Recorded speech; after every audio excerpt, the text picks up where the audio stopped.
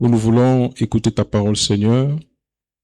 Nous voulons que cette parole nous édifie, nous fortifie dans notre foi et nous aide, Seigneur, à nous approcher davantage de toi. Que ta grâce nous accompagne. Au nom de Jésus-Christ, nous avons prié. Amen. Amen. Que Dieu soit béni. Amen. Nous bénissons le Seigneur pour l'occasion qu'il nous a encore donnée cet après-midi Tunambariki Mungu juu ya bahati alitupatia tena magharibi ya leo de nous tenir devant vous ya kusimama mbele yenu pour que nous puissions partager sur la parole de Dieu. ili tupate kugawanya juu ya neno la Mungu. Et nous réitérons encore une fois de plus nos remerciements au pasteur Na tunarudisha tena shukrani magharibi ya leo kwa pour le pastor choix qu'il a porté sur nous. kwa uchaguzi alituchagua. Amen, amen. Amen. Nous sommes en train de parler sur notre grand thème, Tuko nasemea juu ya kisina kietu kinene, la résurrection de Jésus, ufufuko wa Yesu, base de notre vie msingi wa maisha yetu et de notre victoire spirituelle. na ya ushindi wetu wa kiroho. Et le sous-thème que nous sommes en train de partager au courant de cette Na semaine, kisina kidogo kile tuko nasemea muda ya hii juma c'est la foi dans la puissance de la résurrection ni imani muwezo wa ufufuko produit les œuvres. iko naleta matunda.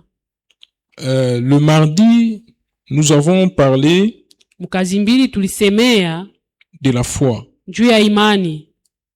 De la foi qui doit naître Imani ile napasha kuzalikwa de notre rencontre personnelle kwa kukutana kwetu kwa kipekee avec les ressuscités. na mwenye kufufuliwa.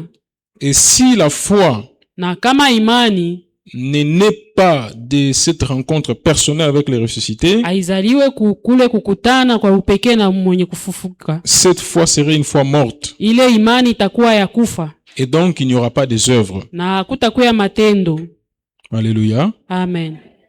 Le deuxième jour, le mercredi, Na siku ya pili mkazi tatu nous avons parlé du sacrifice tulisema njuu ya kujitoa, de soi. kujitoa peke yako. Amen, amen. Amen. Du sacrifice de soi Kujitoa peke yako comme les résultats sawa matukio de l'obéissance ya utiifu et de la foi. na ya imani, Parce que l'obéissance d'Abraham kwa sababu utiifu wa Abrahamu aboutit à la foi, au sacrifice. inafika mkujitoa. La foi d'Abraham Imani ya Abrahamu aboutit au sacrifice mkutoa, au sacrifice de soi. kujitoa peke yake. Parce que lorsque Abraham est monté sur le mont Morija Wakati Abrahamu alipanda kumulima ya Morija pour aller sacrifier Isaac, njuu ya kwenda kumtoa Isaka, même si Isaac n'a pas été sacrifié, hata kama Isaka shikutolewe, mais Abraham est resté lui-même sur la montagne. lakini Abrahamu peke yake alibakia kumulima. Alléluia. Amen. Et cet après-midi, nous allons lire dans 3 textes. Na magharibi ya leo tutasoma maandiko vitabu tatu. Le premier texte, nous allons le voir dans notre texte de base. Na ya kwanza tutaiona msomo yetu ya msingi, Jacques chapitre 2. Yakobo 2. Nous allons lire le verset 25 au verset 26. Tutasoma mstari wa 25 na 26. Après, nous allons lire Josué chapitre 2. Na kisha tutasoma Yoshua 2 verset 1 à 13. mstari wa kwanza kufika ku 13. Et en dernier lieu, nous allons lire Hébreux chapitre 11. Na ya mwisho tutasoma Waebrania 11 verset 31. mstari yake ya 31. Je commence par l'épître de Jacques chapitre 2 verset 25 à 26. Minaanzia ku kitabu cha Yakobo. La Bible dit ceci. Biblia nasema hivi: Rahab la prostituée ne fut-elle pas également justifiée par les œuvres lorsqu'elle reçut le message et qu'elle le fit partir par un autre chemin? Lorsqu'il reçut le messager et qu'elle le fit partir par un autre chemin. Comme le corps sans esprit est mort, de même la foi sans les œuvres est morte. Nous sommes dans Josué, chapitre 2, versets 1 à 13. Josué, fils de Nun, nous fit partir secrètement les Sittim, 2 espions en l'air disant « Allez examiner les pays, et en particulier Jéricho. » Ils partirent et ils arrivèrent dans la maison d'une prostituée qui s'est nommée Rahab, et ils y couchèrent. On dit au roi de Jéricho, « Voici des hommes d'entre les enfants d'Israël sont arrivés ici cette nuit pour explorer le pays. » Le roi de Jéricho envoya dire à Rahab, « Fais sortir les hommes qui sont venus chez toi, qui sont entrés dans ta maison, car c'est pour explorer tout le pays qu'ils sont venus. » La femme prit les 2 hommes, cacha et elle dit, « Il est vrai que ces hommes sont arrivés chez moi, mais je ne sais pas d'où ils étaient. Et comme la porte a dû se fermer de minuit, ces hommes sont sortis. J'ignore où ils sont allés. Hâtez-vous de les poursuivre et vous les atteindrez. » Elle les avait fait monter sur le toit et les avait cachés sous des tiges de arrangées sur le toit. Ces gens les poursuivirent par le chemin qui mène au gué du Jourdain et l'on ferma la porte après qu'ils furent sortis. Avant que les espions se couchent, Rahab monta vers eux sur le toit et leur dit, « L'Éternel, je le sais, vous a donné ce pays. La terreur que vous inspirez nous a saisis, et tous les habitants du pays tremblent devant vous. Car nous avons appris comment, à votre sortie d'Égypte, l'Éternel a mis à sec devant vous les eaux de la mer Rouge, et comment vous avez traité les 2 rois des Amoréens au-delà du Jourdain, Sion et Og, que vous avez dévoués par intérêt. Nous l'avons appris et nous avons perdu courage. Tous nos esprits à votre... Car l'Éternel, votre Dieu, qui est Dieu en haut dans les cieux et en bas sur la terre,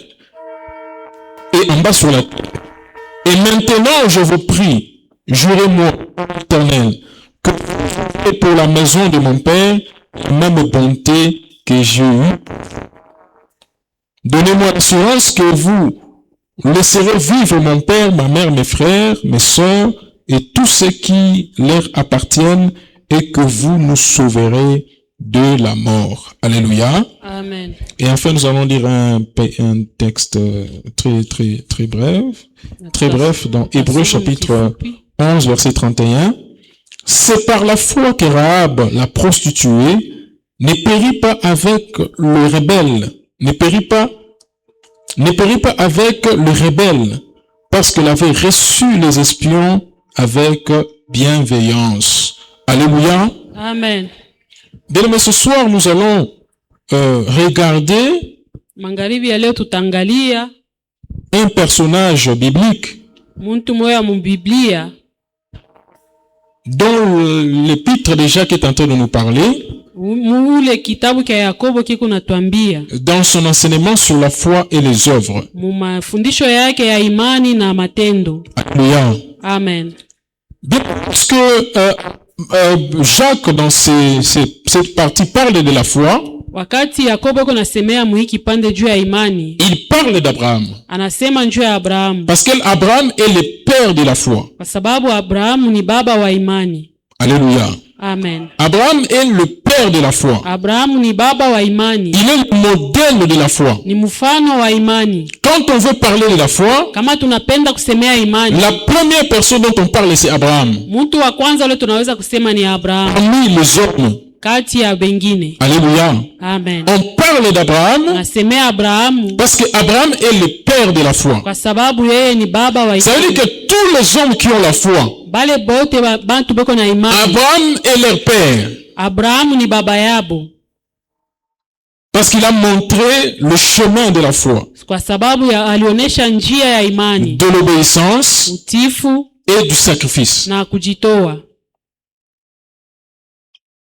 C'est normal que Jacques parle d'Abraham. Ni mzuri Yakobo asemee vile.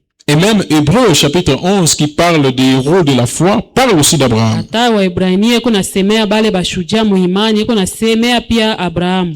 Alléluia. Amen.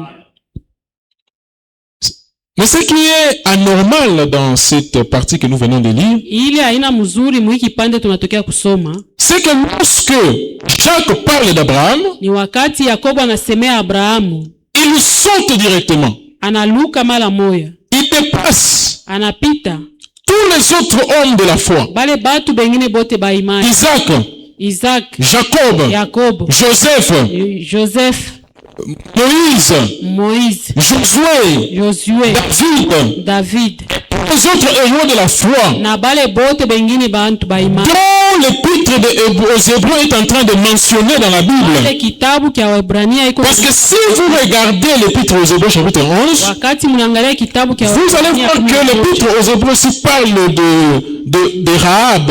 mutaona kusema banasemea pia njoo Rahab, cette femme prostituée. ule mwanamke mkaaba, L'épître aux Hébreux aussi parle de Rahab. semea pia njoo yake. Mais l'épître aux Hébreux parle de Rahab à la fin.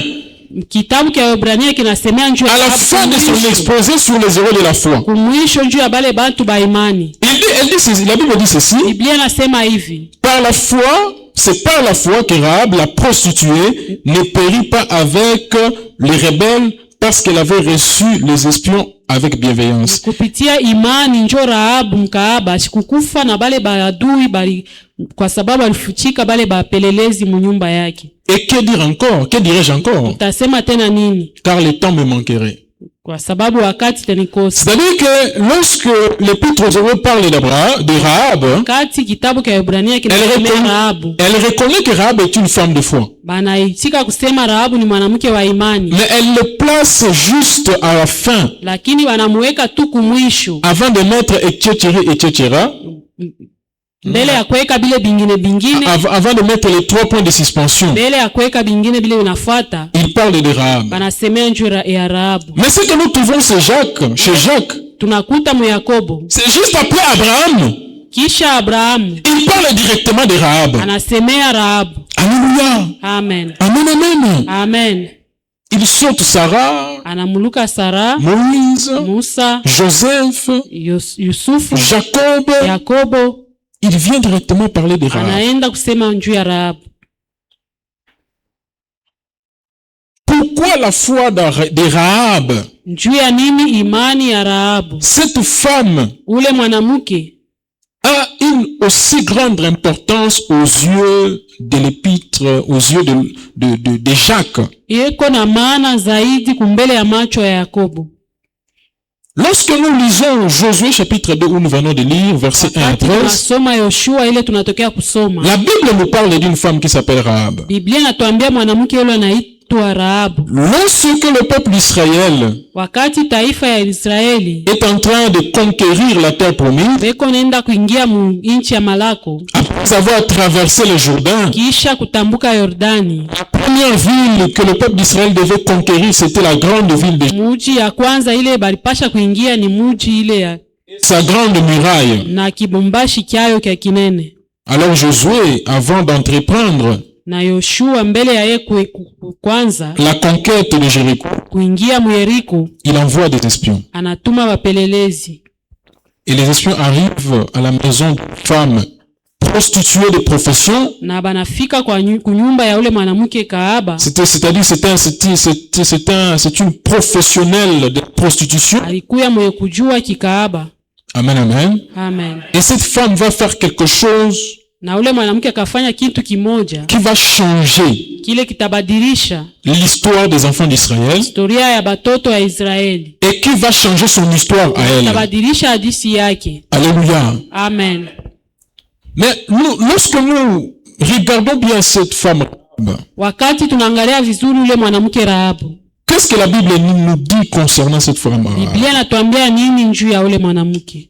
La première chose que nous voyons, Kitu kia kwanza kile tukunaona de par son nom, kupitia jina yake Rahab, Rahabu, ça veut dire ni kusema le tumultueux, c'est-à-dire quelqu'un qui est agité. muntu weko mwenye kuhangaika. Alléluia. Amen. C'est une personne dont la vie est agitée. Ni mtu ule maisha yake iko nahangaika. C'est une personne qui n'est pas tranquille. Mtu ashina mwenye kutulizana. Qui n'a pas de tranquillité. Ashina mwenye kutulizana. Qui ne vit pas dans la tranquillité dans sa vie. Ishi mkutulizana. Parce que lorsque vous lisez la Bible, wakati mnasoma Biblia, le nom de la personne jina ya mtu dont la Bible parle ile Biblia kunasema est très souvent important dans la compréhension de ces personnages-là. iko ya maana kuelewa mubale bantu. Donc sasa Rahabu une femme ni mwanamke moja dont la vie n'est pas calme. ule maisha yake haina yenye kustarehe.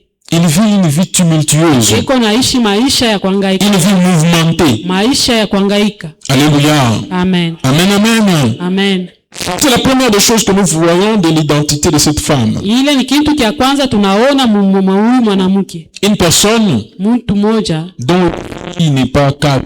Maisha yake ashina na usalama. Elle n'est pas calme. Ashina na salama. Parce que cela peut même nous renvoyer à sa profession, à ce qu'elle fait. Kututuma hata kukazi yake ile kunafanya. C'est une personne prostituée.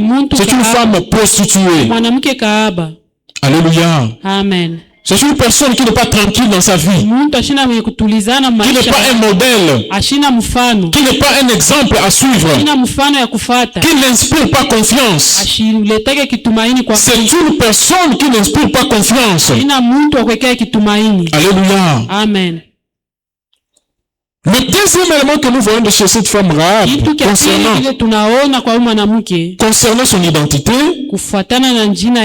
c'est que c'est une femme étrangère par rapport à Israël.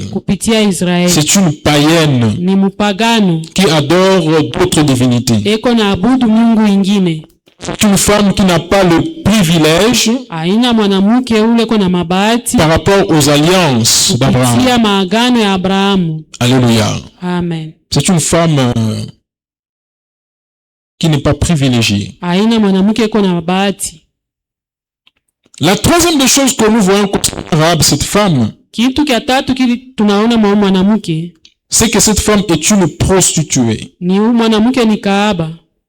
Amen, amen. Amen. C'est une femme prostituée. Donc, c'est une femme qui est en marge de la société, qui est à l'écart de la société, qui est à l'écart des autres, qui mène une vie à l'écart, qui n'est pas considérée, qui n'est pas côtoyée pendant la journée. Alléluia. Amen. Les gens le côtoient seulement pendant la nuit, mais pendant la journée personne ne veut qu'on le voie avec Rahab. Alléluia. Amen. Aucune personne ne veut le voir. Il veut qu'on le voie à côté de la maison de Rahab pendant la journée. Mais c'est seulement pendant la nuit. Amen, amen. Pour que personne ne voie. Donc c'est une personne qui est mise à l'écart. C'est une femme qui est mise à l'écart. Qu'on ne considère pas. Dans la vie de la société, comme ça, on ne le considère pas. Alléluia. Amen. Amen, amen. Amen. La quatrième des choses que nous voyons concernant Rahab, c'est que Rahab, comme tout le peuple, tous les habitants de Jéricho, était destiné à la mort. Alléluia. Amen. Elle était destinée à la mort, elle, sa famille et tous les habitants de Jéricho.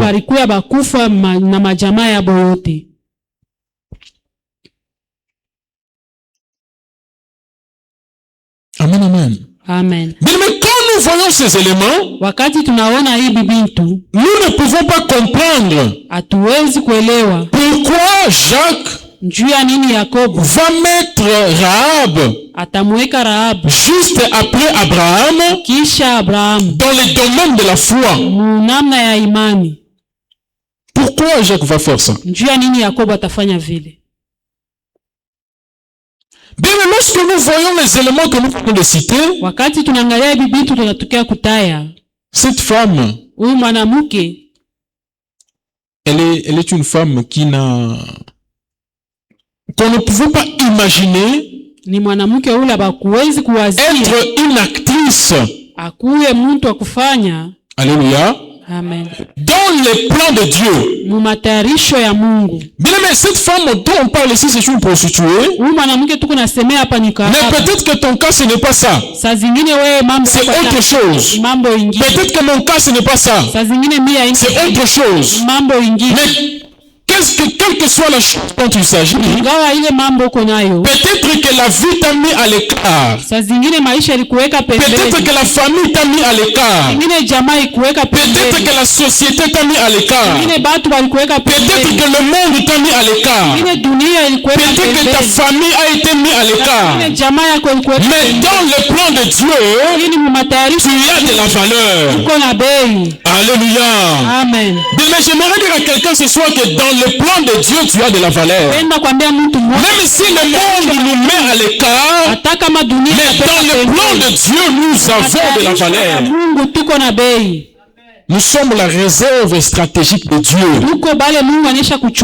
Tu es la réserve stratégique de Dieu. Quand les hommes ne jettent pas les regards. La Bible dit la pierre qui a été jetée. La pierre qui a été abandonnée. La pierre lorsque les constructeurs construisaient la maison. Lorsque les constructeurs étaient en train de construire, ils ont pris une pierre, ils ont jeté. Ils ont pris un morceau de briques, ils ont jeté. Ils ont dit ces briques n'a pas de valeur. Cette pierre n'a pas de valeur. Mais la Bible dit que c'est cette pierre-là qui est devenue la pierre principale de la maison. La pierre angulaire de la maison. C'est que les hommes rejettent. Ça, ce sont les hommes. Mais pas Dieu. Alléluia. Amen. Mais le problème, c'est la position que nous occupons. Le problème, c'est là où nous avons été jetés. Il y avait une famille. Après la mort d'Élisée, ils ont perdu leur frère. Ils ont pris leur frère. Ils allaient au cimetière pour aller l'enterrer. Alléluia. Amen. Ils marchaient. Ils sont arrivés au cimetière, ils pleuraient, ils chantaient, on ne sait pas ce qu'ils faisaient en allant enterrer leurs frères. Arrivés au cimetière, au moment où ils sont entrés pour chercher là où le maître, il y a eu des rebelles qui sont entrés. Alors, qu'est-ce qu'il dit? Bon, là, on préserve nos vies. Lui déjà mort.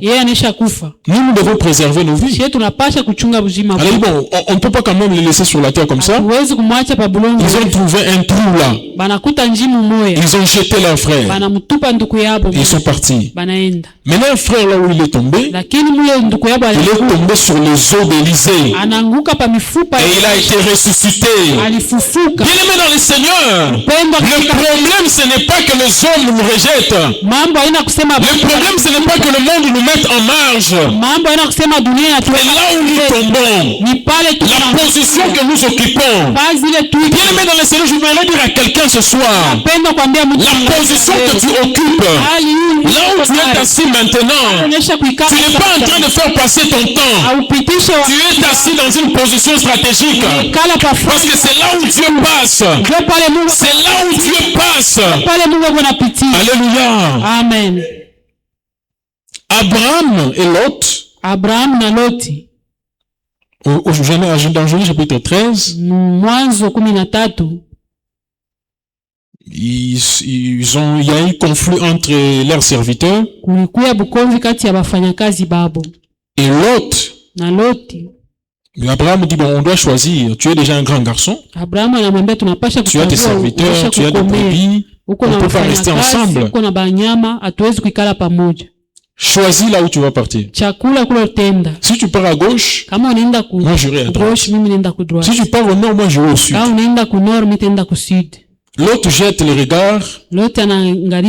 il voit une plaine, la plaine de Moab. anaona kule ku Moabu. La Bible dit que c'était arrosé comme le jardin d'Éden. Biblia inasema kulikuwa mzuri sawa shamba la Edeni. Il alla habiter avec sa famille. Na akaenda kuikala na jamaa yake. Mais la Bible dit que Abraham Biblia inasema Abrahamu vint habiter akakuya kuikala au chêne de Mamré. kule kumlima ya Mamre. Le chêne à l'époque d'Abraham, Kuile wakati ya Abrahamu c'était un arbre, ilikuwa ni un arbre sacré. mti yenye C'est-à-dire kubarikiwa. c'était un arbre sous lequel on faisait la prière. Ilikuwa ni mti kule chini Il y kulikuwa avait un na hôtel de ombe. prière. Kulikuwa fazi ya maombi. Et quand la Bible dit la chaîne de Mamré, Mamré c'est le nom d'une personne. Mamre ile ni jina ya mtu. C'était un prêtre. Ilikuwa ni padri. Alléluia. Amen. C'était un prêtre de culte, Ilikuwa ni padri, un pasteur. mchungaji. Mais c'est là où Abraham sera visité. Njo pale Abrahamu atapeguliwa. C'est là où Abraham sera visité. Njo pale Abrahamu Et batampegula. l'autre, lui, il sera visité par le feu. Na Loti yeye moto njo tampegula. Bien-aimé dans le Seigneur, Mpendwa katika Kristo. le problème, c'est là où nous tombons. Mambo ni pale tu kunaangukia. Nous devons tomber sur le pied de la croix. Tunapasha kuangukia Mais si le monde t'a jeté, kama dunia ikutupa, si le monde a jeté ta famille, kama dunia inatupa jamaa mais yako, tu es tombé sur le pied de la croix, ili naanguka chini ya msalaba, tu es dans une position stratégique. uko fazi mzuri. Alléluia. Amen. Amen, amen. Amen. Tu es dans une position stratégique. Uko pa fazi mzuri. Que les hommes nous rejettent, c'est pas un problème. Kama bantu banatutupa ina mambo. Parce que c'est là où sur le chêne de Mamré, Ni pale chini ya ile mti. lorsque Abraham va s'asseoir, Wakati Abrahamu ataikala, il va voir les trois personnes venir. ataona bantu batatu beko na kuya. Les trois anges Bale ba malaika batatu sont en train de passer. beko na pita. Amen, amen. Amen. C'est là où les trois anges Njo passent. pale ba malaika beko na pita. C'est le chemin de Dieu. Ni njia ya Mungu. C'est le chemin où Dieu passe. Njo pale njia ya Mungu iko na pita. Mais là où tu es assis en train de chercher le Seigneur, Pale unaikala là mkumtafuta. où tu es assis en train d'écouter la parole de Pale Dieu, unaikala kusikia là où tu es assis en train de prier, pale uko naombea. tu n'es pas en train de faire passer ton temps. Aupitishe C'est le chemin par lequel Dieu passe. njia pale Mungu. C'est le chemin par lequel Dieu passe. Njia pale Mungu. Dieu passe par le chemin du service. Mungu iko napitia Même njia. si tu manques le pantalon, Hata kama unakosa. même si tu manques la chemise, unakosa mavazi. même si tu n'as pas mangé, Hata kama ukukula. même si tu manques de tout, Hata kama unakosa. mais reste là où Dieu passe. Lakini bakia pale. C'est le lieu de la visitation. Ndio fazi ya kukupegua. Alléluia. Amen. Amen, amen. Amen. Bien, mais quand nous venons chercher le Seigneur, Wakati tunakuwa kumtafuta Bwana. quand nous servons le Seigneur, Wakati tuko namtumikia quand Bwana. nous chantons, Wakati tuko quand nous naimba. prions, Wakati tuko naomba. nous ne faisons pas passer. Atuifanye njoo ya kupitisha wakati. Nous sommes dans une position stratégique. Tuko pa fazi mzuri. Amen, amen. Amen. Amen. La Bible nous parle de cette femme Rahab. Biblia inatuambia juu ya huyu mwanamke Rahabu. Parce que Rahab manifeste une foi exceptionnelle, Sababu Rahabu anaonyesha imani ya kipekee. à tel point que Rahab sera même mentionné dans la généalogie de Jésus, Kufika na wakati Rahabu ataandikwa mkizazi cha Yesu. dans Matthieu chapitre 1 verset 5. Mathayo ya kwanza mstari wake wa 5. Même que Ruth, Mpaka vile na Ruth. les personnes étrangères qui ont été mentionnées dans la généalogie de Jésus. Bale bantu ba inchi ingine banaandikwa mkitabu mkizazi cha Yesu. Et dans la généalogie de David. Na mwa Daudi. Alléluia. Amen.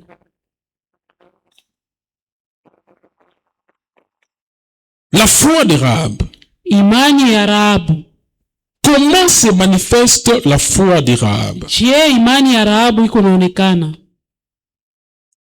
La première des choses que nous voyons Kitu kia kwanza kile tukutaona dans le texte que nous avons lu, masomo tulisoma au verset 9 et 10, verset yake ya kenda na 10. Rahab est en train de dire ceci. Rahabu kuna sema hivi: Quand nous avons appris wakati tulisikia à votre sortie d'Égypte, kutoka kwenu mwEgypte, l'Éternel a mis à sec devant vous les eaux de la mer Rouge. wa milele alikausha mbele yenu bahari nyekundu. Et comment vous avez traité le deux rois amoréens au-delà du Jourdain. Na je, mlibafanya bale bafalme bawili kule ngambo ya Yordani, Sion et Og, Sion na Og, que vous avez dévoués à l'interdit. bale mulikataza. Nous l'avons appris Tulisikia et nous avons perdu courage. na tulipoteja nguvu, Et tous nos esprits sont abattus à votre aspect. na maroho yetu yote imevunjikwa kumbele yenu. Alléluia. Amen. Amen, amen. Amen. Nous avons entendu. Tulisikia.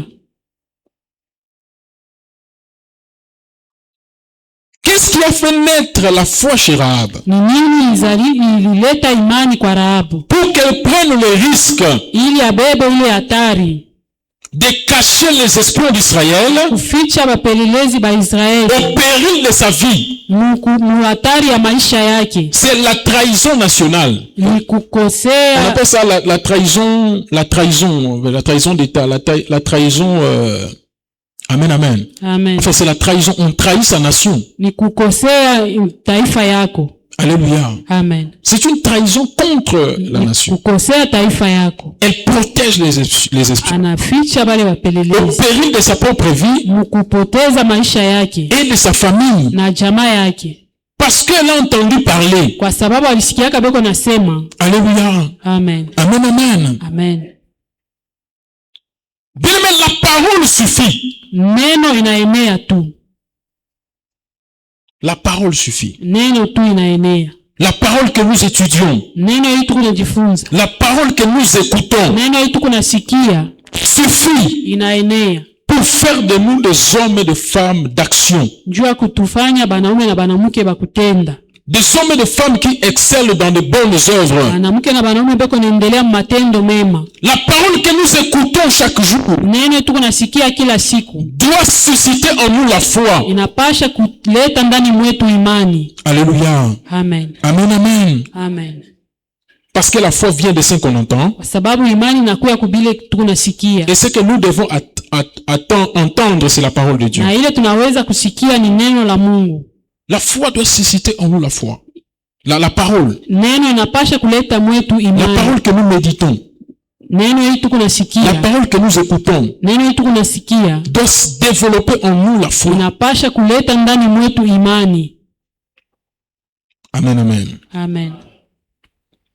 Les autres habitants de Jéricho Bengine bakaaji ba Yeriko avaient aussi entendu parler du peuple d'Israël. sikiaka bao nasema njuu ya taifa ya Israeli. Parce que lorsque Rahab est en train de parler, Wakati Rahabu ko nasema, elle dit que nous avons entendu parler anasema tulisikiaka beko nasema de ce que l'Éternel a fait avec vous. ya bile wa milele alifanya pamoja. Mais les autres habitants de Jéricho Lakini wakaaji bengine ba n'avaient pas développé la foi. abakufanyaka imani. Alléluia. Amen. Amen, amen. Amen.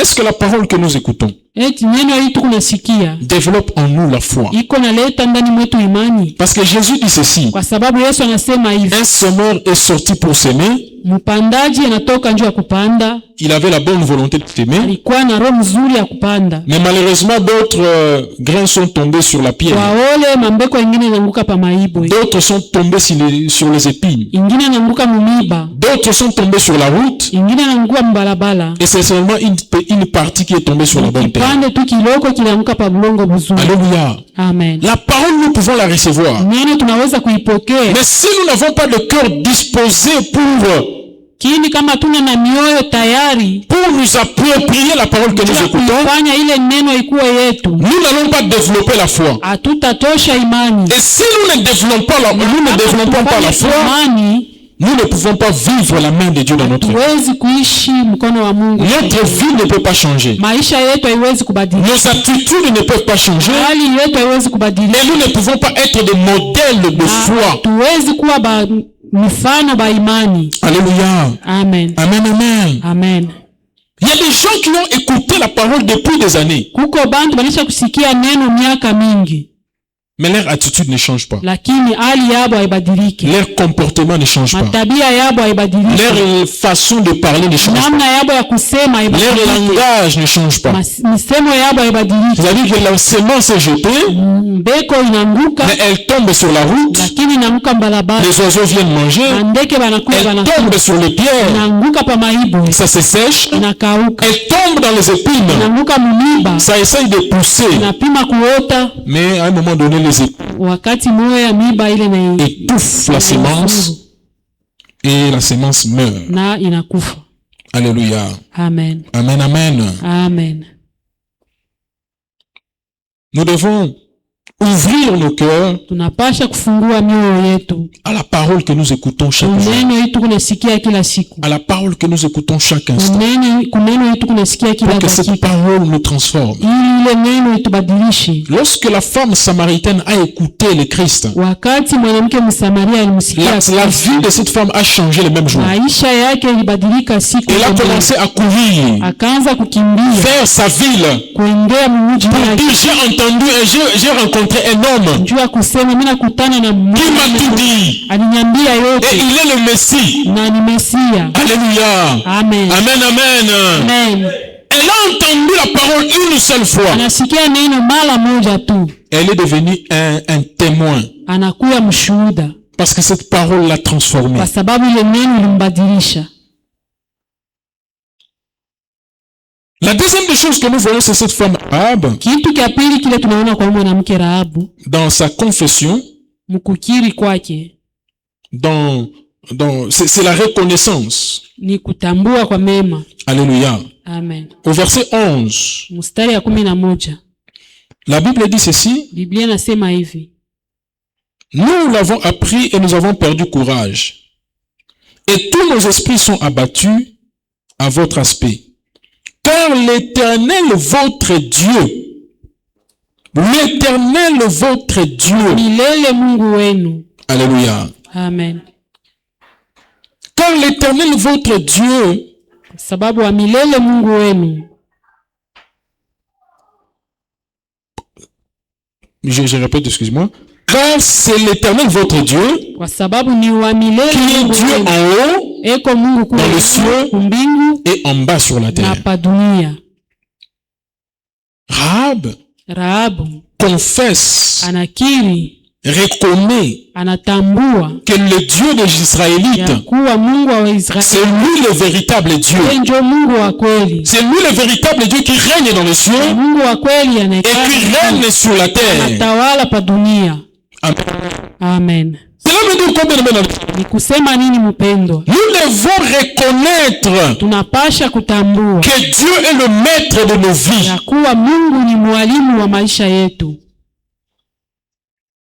Nous devons reconnaître que Dieu est le maître de nos vies. Tunapasha kutambua kusema Mungu ni mwalimu wa maisha La yetu. confession de Rahab Ukiri kwa Rahabu prouve que iko naonesha ya kuwa la foi au Dieu d'Israël imani kwa Mungu wa Israeli dépasse la vie de Rahab inapita maisha ya Rahabu et de sa famille. na ya jamaa yake. Rahab dit ceci en d'autres termes: Rahabu anasema si j'accepte de mettre ma vie et celle de ma famille en danger, kama mimi naitika kuweka maisha yangu na mais je reconnais que votre Dieu est le véritable Dieu. na mimi naitika ya kuwa Mungu Il est le Dieu puissant et véritable. Mungu wa uwezo na Parce que ce que nous avons entendu parler, sababu vile tulisikia je crois qu'il est le Dieu. ninaaminia kusema ni Mungu Mais ce qui nous empêche yeye kuna tuzuri de croire que Dieu est le maître de nos vies, naaminia kusema Mungu ni ce sont les réalités que nous vivons dans nos vies de chaque jour. ukweli ili tukunaishi maisha yetu ya kila siku. Alléluia. Amen. Lorsque nous sommes confrontés à la maladie, Wakati tunakutana na magumu, lorsque nous sommes confrontés à des problèmes wakati difficiles, tunakutana na magumu, à des situations difficiles, mambo ya nguvu, nous perdons de vue tunapoteza kuangalia que l'Éternel est le maître. ya kuwa Mungu ni mwalimu. Alléluia. Amen. Amen. Que tout va bien, Yote iko mzuri, que tout va mal, yote kikuwa mubaya, nous devons reconnaître que Jésus est le maître de nos vies. tunapasha kutambua kusema Yesu Il est le ni Seigneur. Mungu wa maisha yetu. Il est Yeye au ni Bwana. contrôle. Yeye iko naangalia kitu kyote, Il est au contrôle. iko naangalia. C'est ce qui va faire toute la différence Njoo ile tafanya achanisho dans la vie de cette femme. mu maisha ya huyu mwanamke.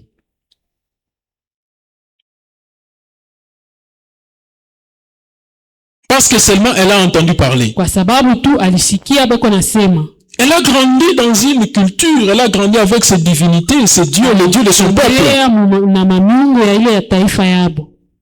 Mais comme elle a entendu parler sawa vile alisikia que banasema le Dieu d'Israël c'est un Dieu puissant, kwa kuwa Mungu wa Israeli ni le Dieu d'Israël c'est un Dieu capable, Mungu wa Israeli ni Mungu anaweza. même si elle n'a jamais rencontré le peuple d'Israël, Hata kama siakutanaka na elle n'a jamais vu comment elles font leur culte, ashaonaka gisi beko na abudu. mais comme elle a entendu parler de ce Dieu-là, Vile alisikia beko nasema njuu il ya dit ule que Mungu. votre Dieu est le véritable Dieu. Anasema Mungu wenu C'est lui le Dieu qui règne dans les cieux. Yeye Mungu anatawala mbinguni. C'est lui le Dieu qui règne sur la Yeye terre. anatawala pa dunia.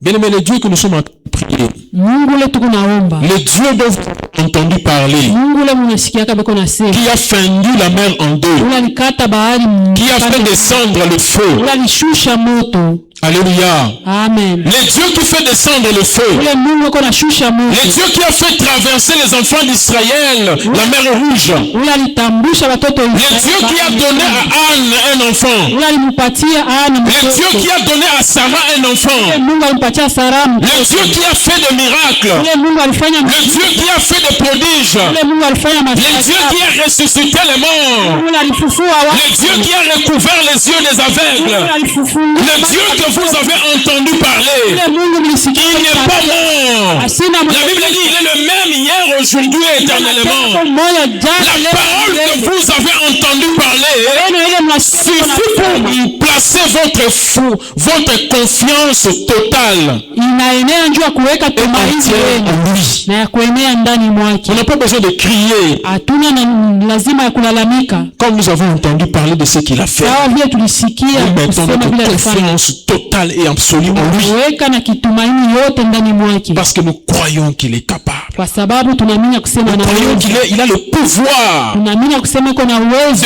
faire ce que l'homme ne peut pas faire, Kufanya vile mtu asitenda d'agir là où l'homme est limité. pale mtu Il est capable. iko na uwezo. Et Rahab dit, je crois, Na Rahabu anasema je sais mimi najua que votre Dieu, kwa Mungu wewe c'est lui le maître des cieux et le maître de la terre. Bwana wa mbingu. C'est lui qui contrôle les choses qui se passent dans les cieux. Vitu vile viko napitia. Et c'est lui qui contrôle les choses qui se passent sur la terre. Angalia vile viko napitia. Lorsqu'il décide dans les cieux, Kati anabeba la décision qu'il prend s'accomplit sur la terre. mpango yake na timu. Ce n'est pas comme nos divinités ici. Ce n'est pas comme les dieux de mon peuple. Haina sawa mimi. Mais votre Dieu, lorsqu'il prend la décision, Kati anabeba mpango. cela s'accomplit sur la terre. Ile natimilika Et je crois que votre Dieu mimi nawazia kusema Mungu va wewe vous donner notre pays. atanipatia nchi yetu. Alléluia. Amen. Amen, amen. Amen. Bien aimé, nous devons croire en Dieu. Pendo tunapasha kuaminia Nous Mungu. devons avoir la foi en Tunapasha lui. kuwa na imani mwa Yesu. Parce qu'il est un Dieu capable. Kwa sababu ni Mungu anaweza. Il n'est pas un Dieu mort, il est vivant. Asina mwenye kufa yuko mzima. Et lorsque Rahab dit cela, Wakati Rahabu anasema ile, il adresse une requête anaomba maombi aux espions. kubapelelezi. Amen, amen. Amen.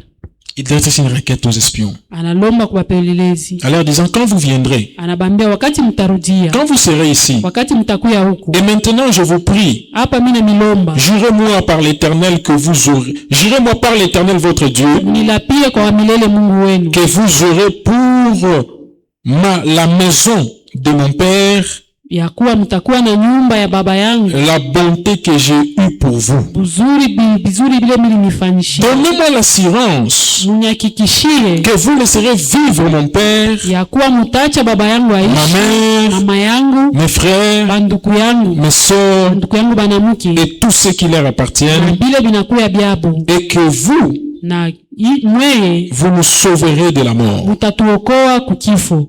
Alléluia. Amen. Vous nous sauverez. Mutatuokoa.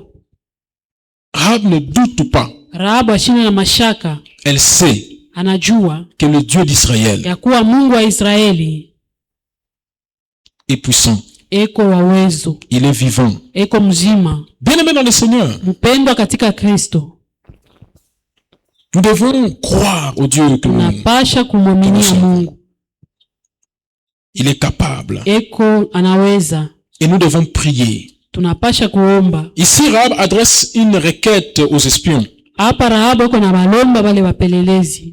Parce que les espions représentent le peuple d'Israël. kwa sababu banaonesha ni taifa Et ya donc, ils Israeli. représentent les dieux d'Israël. Na banaonesha ni Mungu wa Israeli. Mais nous devons adresser nos requêtes à Dieu. Lakini sio tunapasha kumlomba Mungu. Parce que la prière, Kwa sababu maombi c'est un acte de foi. ni tendo ya imani. Amen, amen. Amen. La prière est un acte de foi. Maombi ni tendo ya imani.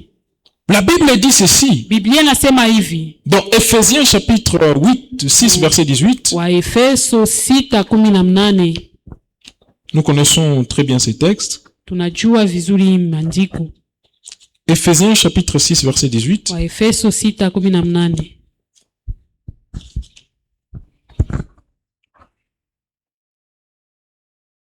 Faites en tout temps, par l'Esprit, toutes sortes de prières et de supplications. Veillez à cela avec une entière persévérance et priez pour tous les saints. Faites en tout temps, Mufanye kwa kila wakati, en toutes kwa circonstances, kila namna, toutes sortes de prières et de hali supplications. yote ya maombi na kusii. Amen, amen. Amen. Bien, mais si Dieu nous donne des promesses, Wakati Mungu anatupatia, si Dieu nous a parlé au travers de sa parole, kama Mungu alisemea kupitia neno lake, nous devons prier. tunapasha kuomba. Parce que prier, c'est un acte de foi. Kwa sababu kuomba ni tendo Nous la devons imani. faire toutes sortes de prières Tunapasha kufanya namna et yote de ya maombi supplications. na kumsihi. Amen, amen. Amen. Amen, amen. Amen. Parce qu'il est le rémunérateur de ceux qui les cherchent. Kwa sababu yeye analipaka bale weko namtafuta. Jamais toutes sortes de prières. Hatuwezi kuacha kufanya maombi yote. Si nous finissons Kama tunaisha masiku 15 ya maombi, et qu'on annonce 100 jours de prière, nous sommes na encore là. banataya tena masiku ingine Nous 100 ya continuons encore à maombi, chercher le Seigneur. tuko hapo tena tunaendelea Nous kumtafuta continuons Mungu. encore à prier. Tunaendelea kuomba Parce que nous croyons, nous savons celui en qui nous avons cru. kwa sababu tunajua ule ambaye tuliamini. Alléluia. Amen. Ici, nous venons de voir Hapa tunatokea kuona comment est-ce que Rahab je Rahabu va manifester, va parler concernant sa foi. pale atasemea kupitia imani yake. Comment elle va exprimer sa foi. Je ataonesha imani yake. Mais lorsque nous revenons au verset, du verset 1 au verset 8, Wakati unarudia kumstari ya kwanza fika 8, nous allons voir que là, c'est Rahab qui est en train d'agir. tutaona kusema pale ni Rahabu yuko natenda. Alléluia. Amen. Amen, amen. Amen. Rahab est en train d'agir. Rahabu yuko natenda. Rahab avait sa foi en elle. Rahabu alikuwa na imani ndani. Lorsqu'elle a vu les espions venir auprès dans sa maison, Wakati anaona bapelelezi kuya mnyumba yake, alléluia, Ah. elle a compris que Dieu est passé sur son chemin. anaelewa kusema Mungu alipitia njia yake Et elle a posé des actes. na anatenda tendo. Elle a posé des actes. Anatenda matendo. Elle a fait des œuvres. Anafanya matendo. Parce que la foi Kwa sababu imani se manifeste par les œuvres. inaonekana kupitia matendo. Amen, amen. Amen. Amen, amen. Amen. Mais si Rahab avait refusé Kama Rahabu alikatalaka de poser cet acte de bienveillance, kutenda ile tendo, si Rahab avait accepté kama Rahabu alichikaka de livrer les espions entre les mains de son peuple, kubatoa bale bantu mumikono ya taifa yake, Dieu aurait toujours fait tomber Jéricho. Mungu angeangushaka paka Yeriko. Mais Rahab serait mort avec le peuple de Jéricho. Lakini Rahabu angekufaka na Alléluia. taifa ya Yeriko. Bien, mais si nous nous refusons à servir le Seigneur, Kama si tunakatala kumtumikia si Mungu, nous nous réservons à servir le Seigneur, kama tunakatala kumtumikia l'œuvre du Seigneur avancera toujours. kazi ya Mungu itaendelea paka. Alléluia. Amen. L'œuvre du Seigneur avancera Kazi toujours. ya Mungu itaendelea paka. Mais ça avancera sans nous. Itaendelea bila shie. Et nous allons rester dans la même position. Shie tutabakia paka mwatua moyo. Bien, mais si Dieu Kama Mungu décide de passer par toi anabeba mpango wa kupitia pour pako accomplir une œuvre, juu ya kutimiza kazi, si c'est toi qui as la grâce. Ni wewe uko na neema. C'est nous qui avons la grâce. Sisi tunakuwa na neema. Servir le Seigneur, c'est une grâce. Mtumikia wa milele na kuwa Cette neema. femme avait entendu parler du peuple d'Israël. Yule mwanamke alisikia Bwana anasema, Elle dit que nous sommes effrayés. wakati tunashikia boka, Nous sommes effrayés. shikia boka. Mais les espions sont venus précisément dans la maison de Rahab. Lakini wapelelezi walikuwa paka mnyumba ya Rahabu. Alléluia. Amen. Ils sont venus précisément dans la maison de Rahab. Walikuwa mnyumba ya Rahabu. Et Rahab dit, ça c'est l'occasion que j'attendais. Yeye anasema hii ni bahati nilikuwa nachunga. Ça c'est l'occasion que j'attendais. Hii ndio bahati nilikuwa nachunga. Je suis sauvé. Mimi naokolewa. Bien, mais quand nous servons le Seigneur, Wakati tunamtumikia Mungu, nous avons la grâce. tuko na neema. Quand Dieu Wakati Mungu vous met devant un besoin anakuweka mbele ya hitaji dans son service, mkazi yake, dans son église, mkanisa yake, vis-à-vis des serviteurs de Dieu, mbele ya watumishi ya Mungu, vis-à-vis des autres, mbele ya wengine. quand Dieu vous donne l'occasion de faire du bien, Wakati Mungu anakupatia bahati ya kutenda quand Dieu mema, vous donne l'occasion de faire des œuvres bonnes, wakati Mungu anakupatia bahati ya kutenda mema, c'est une grâce que Dieu vous accorde. ni neema Mungu anakupatia. Alléluia. Amen. Amen, amen. Amen.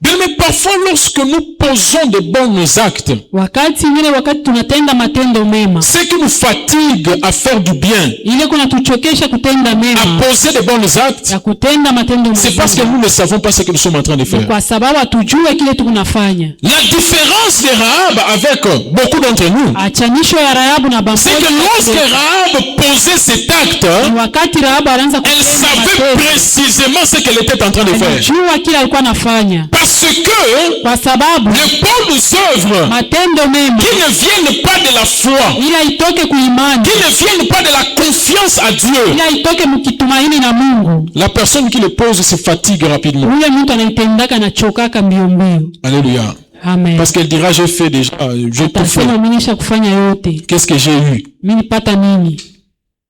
C'est pourquoi la Bible dit, Ndio kwa maana Biblia inasema c'est par la foi ni kupitia imani que Abel offrit une offrande meilleure que celui de Caïn. ule Abeli alitoa sadaka mzuri kupita ya Kaini. Lorsque nous sommes en train de poser de bons actes, Wakati tuko natenda matendo mema, nous devons savoir ce que nous sommes en train de faire. tunapasha kujua ile tuko nafanya. Rahab a changé l'histoire des enfants d'Israël. Rahabu alibadilisha historia ya batoto ya Si Israeli. elle n'avait pas fait ça, Kama sikufanyake hivyo, Dieu allait passer par d'autres personnes. Mungu angepitia pa mtu. Si nous ne construisons pas les temples, Kama tujenge hekalu, Dieu passera par d'autres personnes pour le faire. pitia pa bantu bengine njoo Mais si nous le faisons, lakini kama nous tunaifanya ne savons pas ce que nous sommes en train de faire. jua kile tuko nafanya. Amen, amen. Amen.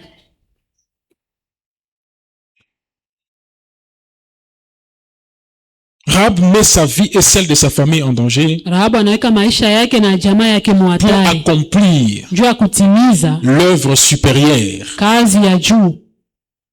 Amen, amen. Amen.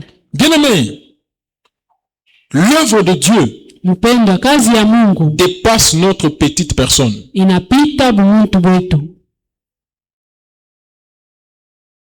L'œuvre de Dieu, il y a des moments où l'œuvre de Dieu dépasse notre petite personne. Kuko wakati ile kazi ya Mungu inapita bumuntu bwetu. Et quand Dieu Na wakati Mungu nous donne l'occasion, anatupatia ile bahati, et nous devons avoir les yeux spirituels tunapasha kuwa na macho ya pour kiroho connaître à quel moment juu ya kujua ni wakati le gani, temps de Dieu, wakati ya Mungu, le temps de Dieu wakati ya Mungu où nous devons faire des œuvres. pale tunapasha kutenda matendo. Abraham était assis Abrahamu alikuwa mwenye en kuikala dessous de l'arbre. chini ya mchi Alléluia. Ah. Sous le soleil. pajua, Mais il y avait 3 personnes qui passaient. lakini kulikuwa bantu tatu walikuwa Et na, Abraham ayant des yeux spirituels. na Abrahamu alikuwa na macho ya Dieu dit kiroho. à Abraham, je te donnerai un enfant. Mungu anamwambia Abrahamu, nitakupatia mtoto. Amen, amen. Amen. Je te donnerai un enfant. Takupatia mtoto. Des années sont passées. Miaka ilisha kupita. Mais ce jour-là, Abraham était assis sous l'arbre. Lakini ile siku Abraham Et 3 personnes passaient. Mais ce sont les 3 personnes qui venaient avec son enfant. Bale bantu batatu balikuwa. Ils ne sont pas venus chercher Abraham. Abakuwa kumtafuta. Ils étaient en train de passer. Balikuwa beko na. Ils ne sont pas venus chercher Abraham. Ils étaient juste en train de passer. Mais peut-être que l'annonce qu'on a fait, peut-être que l'enveloppe qu'on a partagée, beaucoup de gens ont eu ça. Mais peut-être c'est pour toi que Dieu a donné cette occasion. Amen, amen. Amen. Certaines choses de Dieu, nous les prenons.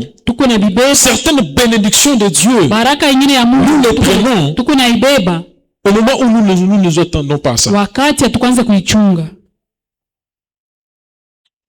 Alléluia. Amen. Et la Bible dit maintenant dans l'épître aux Hébreux, par la foi, Rahab périt point. Nous allons lire ça rapidement pour finir. C'est par la foi. Hébreux 11, 31.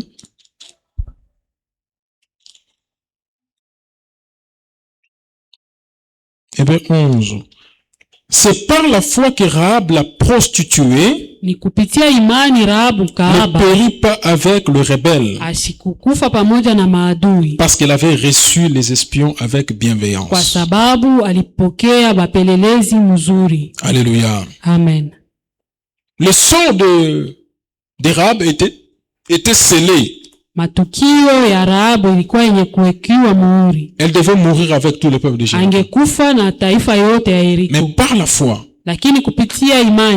en ce qu'elle n'a pas vu, au Dieu qu'elle n'a pas connu. C'est pourquoi Rahab et Ruth sont les deux étrangères qui entrent dans la généalogie de David et de Jésus. Parce que c'est aussi la même chose que fait Ruth. Elle dit à Naomi, une femme qui a perdu son mari et ses enfants, une veuve qu'on doit traiter de sorcière. Alléluia. Amen. Elle dit, là où tu partiras, c'est là où je partirai. Là où tu dormiras, c'est là où je dormirai. Et ton Dieu sera mon Dieu. Alléluia. Amen. Amen, amen. Amen. Le sort de Rahab était scellé. Mais par la foi, elle posa des actes décisifs. Bien-aimé, il y a des choses dans l'église, dans la famille, dans la société, qui ne changeront pas si toi tu ne te lèves pas. Si toi tu croises les bras, ça finira par changer. Surtout dans l'œuvre du Seigneur, parce que Dieu sait comment il fait les choses.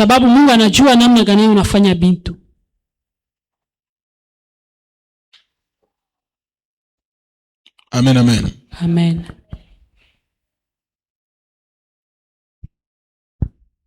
Mais Dieu veut que son action passe par toi. Et pour que son action passe par toi, nous devons lever et nous devons agir. Alléluia. Amen. Nous devons nous lever et nous devons agir. Une femme de foi, un homme de foi, on ne le bouscule pas pour qu'elle agisse. Elle-même, lorsqu'elle vient, dit, oh, mais la chaise ne se trouve pas ici. On arrange la chaise. Amen, amen. Amen. Elle-même dit, oh, mais telle chose manque à l'église. Mais tel projet, comment on va le réaliser? Et notre pasteur, elle s'active. Elle se met en action. Elle agit Parce qu'elle sait le Dieu auquel elle a cru.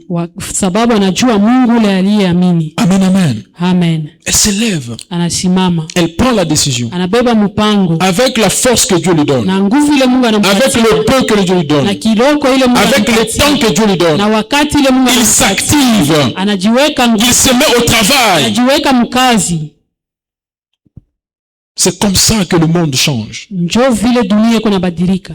Et ce jour-là, na ile siku, après kisha que tout va se passer, kisha vyote kupitikana, effectivement, kwa kweli Rahab sera sauvée. Rahabu akaokolewa, elle et toute sa famille. Yeye na jamaa yake yote.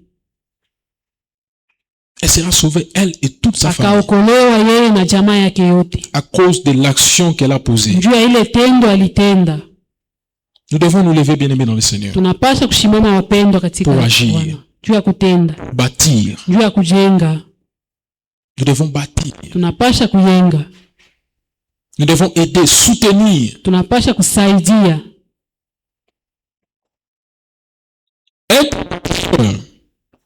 Être bâtisseur. Kuya mjengaji. Être quelqu'un qui aide les autres. Kuya mtu ule kunasaidia bengine. Soutient les serviteurs de Dieu. Ule kunasaidia watumishi wa Mungu. Qui soutient l'église. Ule kunasaidia kanisa. Sur tous les plans. Pa mahali yote. Ce n'est pas avoir beaucoup de moyens. Haina ya kuwa na namna ya mingi. Ce n'est pas avoir beaucoup de force. Haina kuwa na nguvu ya mingi. C'est prendre la décision. Ni kubeba mpango. Et la Bible dit que na Biblia inasema Dieu donne la semence au semeur. Mungu analeta mbegu kwa mpandaji. Alléluia. Amen. Dieu donne la semence au semeur. Mungu analeta mbegu kwa mpandaji. Dieu donne la semence Mungu analeta mbegu non pas aux gens qui veulent semer. Hapana kwa wale wanapenda kupanda. Que les gens qui disent non, je dois semer. Wale wanasema mimi napasha kupanda. Mais Dieu donne la semence aux gens. Lakini Mungu analeta mbegu qui sont des semeurs professionnels. Wale wanajua kupanda vizuri. Alléluia. Amen. C'est à eux que Dieu donne la semence. Kwa wale Mungu analeta mbegu. Ceux qui savent que moi je dois semer. Wale wanajua kusema mimi parce que je suis un semeur. Kwa sababu niko mpandaji. Un semeur même lorsqu'il dort. Mpandaji hata wakati analala. C'est un semeur. Ni mpandaji. Même lorsqu'il manque la semence. Hata kama anakosa mbegu. C'est un semeur. Ni mpandaji. Et lorsque nous sommes des semeurs, wakati tuko wapandaji, Dieu amène Mungu analeta munjia yetu l'occasion de semer bahati ya kupanda et le moyen de semer. Na namna ya kupanda. Amen, amen. Amen. Et nous voulons prier. Mpenda tunapenda kuomba.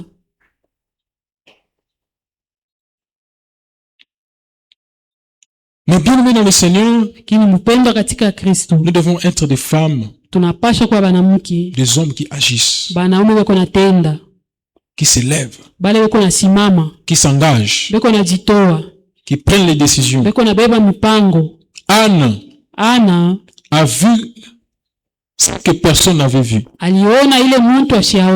Le prophète Élie était déjà vieux, et les sacrificateurs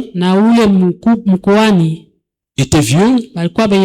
Les enfants d'Élie étaient des enfants qui ne respectaient pas Dieu. Et Dieu avait un besoin. Mais personne n'a proposé une solution. Anne est venue proposer une solution à Dieu. Amen. Mais nous devons agir. Nous allons prier ce soir. Nous allons dire au Seigneur, Seigneur, ce soir, nous croyons que tu es au contrôle de nos vies. Tu contrôles ma vie. Tu contrôles ma famille. Tu contrôles mes projets. Prions au nom puissant de Jésus.